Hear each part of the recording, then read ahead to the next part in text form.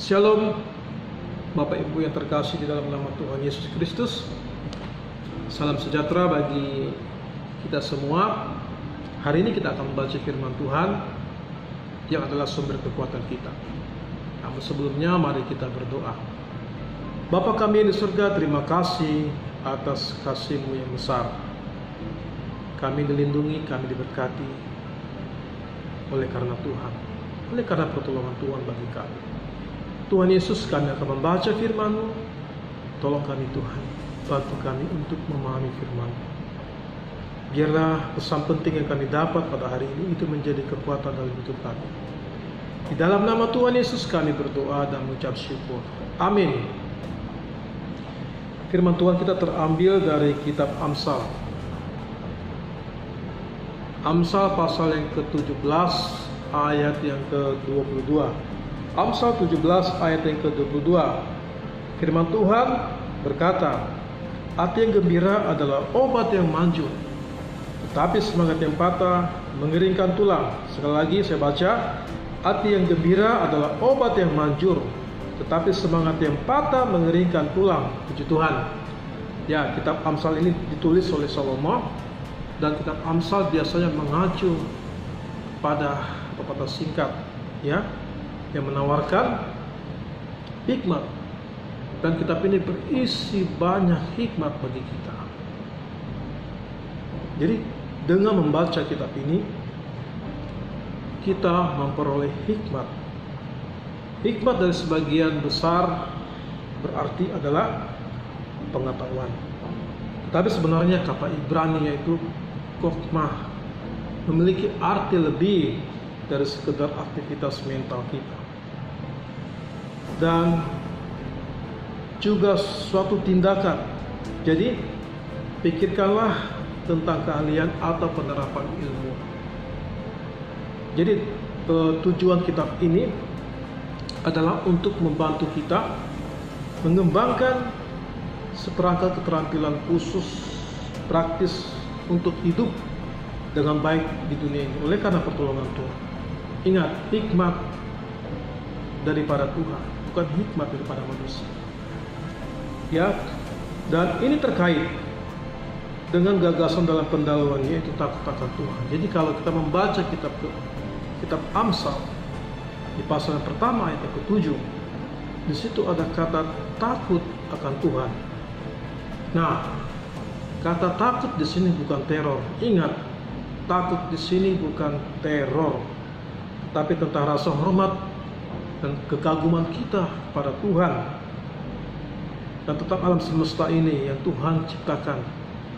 Dan ini adalah pola pikir moral bahwa kita bukan Tuhan. Kita tidak bisa menciptakan suatu pemikiran tentang yang baik atau yang buruk, atau yang benar, atau yang salah pada manusia. Ya, sebaliknya, kita harus merendahkan diri di hadapan Tuhan. Kita harus merendahkan diri di hadapan Tuhan.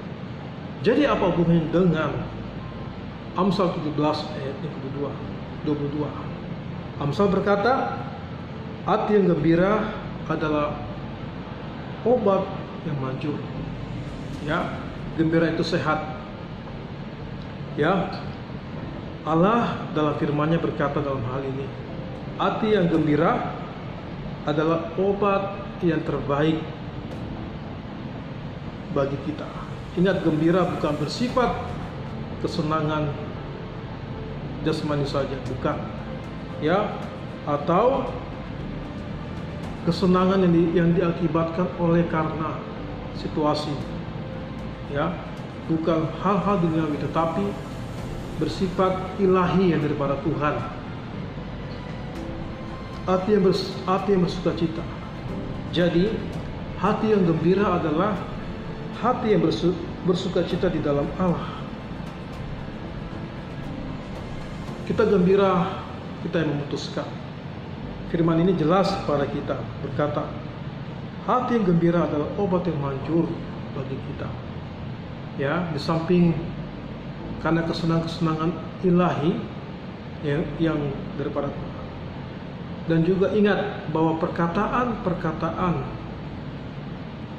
dari kita atau seseorang yang terdengar itu akan mempengaruhi kita.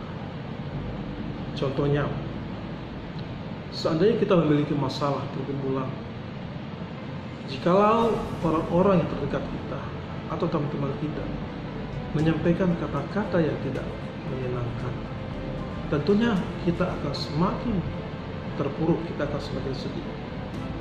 Ya, dan firman ini berkata bahwa hati yang gembira adalah obat yang paling manjur. Mungkin bagi dunia firman ini adalah suatu hal yang mungkin tidak masuk akal bagi mereka. Masa hati yang gembira bisa dikatakan bahwa obat yang manjur? Tapi ingat, ini adalah firman Tuhan. Kita lebih mempercayai firman Tuhan daripada perkataan orang lain. Oleh karena itu, firman berkata bahwa kita hati yang gembira adalah obat. Ketika kita mengalami masalah pergumulan, tentu kita akan sedih. Siapa manusia mana yang tidak akan bersedih ketika mengalami suatu masalah, mengalami penyakit, mengalami suatu musibah? Tentu itu akan mempengaruhi hati kita. Namun di balik semuanya itu, kita diberikan kekuatan oleh Tuhan. Ingat, di awal saya sudah sampaikan bahwa ayat ini didasari oleh takut akan Tuhan. Kita hormat kepada Tuhan, kagum kepada Tuhan. Tentunya kita sebagai ciptaannya, kita akan mengingat ketika kita sedih. Sebagai orang percaya, kita akan mengingat bahwa kita akan diberikan kekuatan. Kita sudah diberikan oleh Tuhan hikmat untuk menangani segala sesuatunya. Kita diciptakan bukan hanya sekedar diciptakan oleh Tuhan, tetapi kita diberikan kemampuan, seperangkat kemampuan. Ketika ada masalah datang, kita diberikan hikmat. Kita harus melakukan hal ini. Tentunya kita harus bersandar kepada Tuhan, bukan kepada diri kita sendiri. Ya, oleh karena itu, masalah dan pergumulan akan menimbulkan pikiran negatif. Betul? Masalah dan pergumulan akan menimbulkan pikiran-pikiran negatif.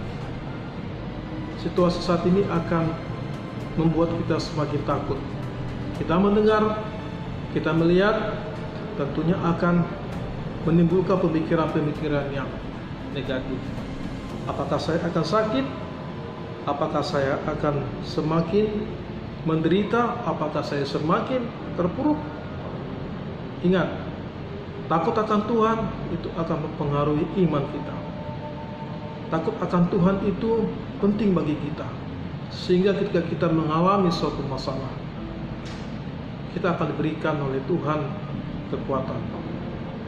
Di hari-hari terakhir ini kita akan mengalami, banyak manusia mengalami ketakutan, kekhawatiran.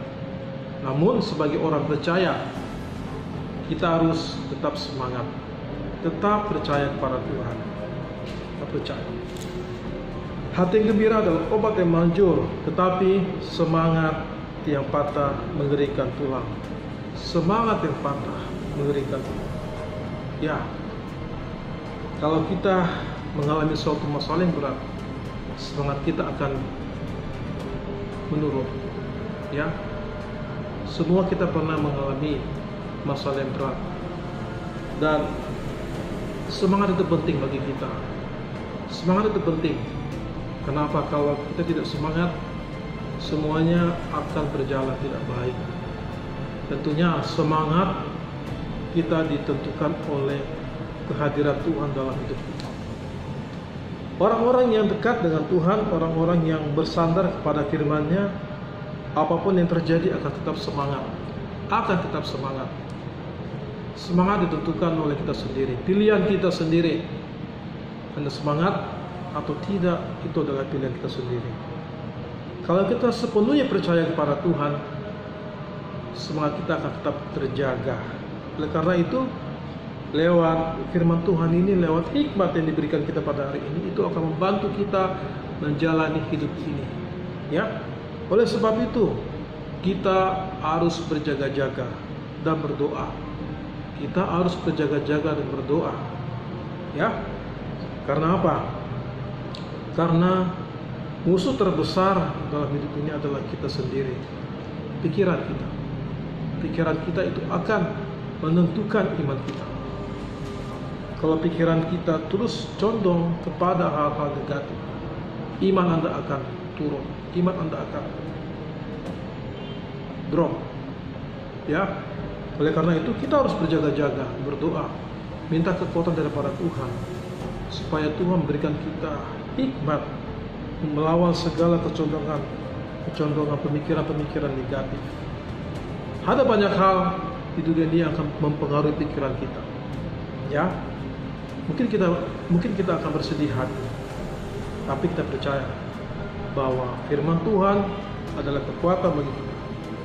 Ya, oleh sebab itu lewat firman Tuhan ini kita diberikan suatu pengertian bahwa hati yang gembira adalah obat.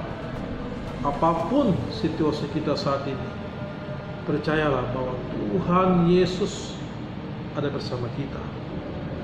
Dia ada bersama kita. Dia peduli dengan kita. Dia sangat mengasihi kita. Jangan kita membiarkan hati kita larut dalam masalah kita. Semua orang punya masalah.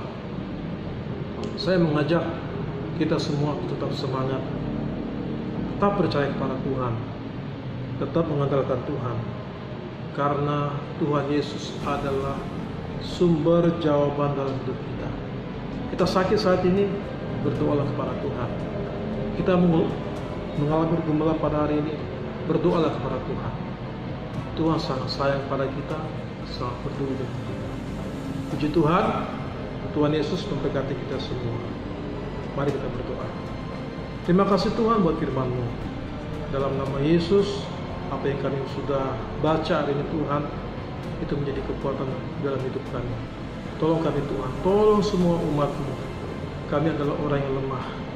Kami meminta kekuatan daripada Tuhan agar kami bisa menjalani kehidupan. Terima kasih Tuhan, terima kasih dalam nama Tuhan Yesus kami berdoa dan ucap syukur. Amin. Tuhan Yesus memberkati kita semua.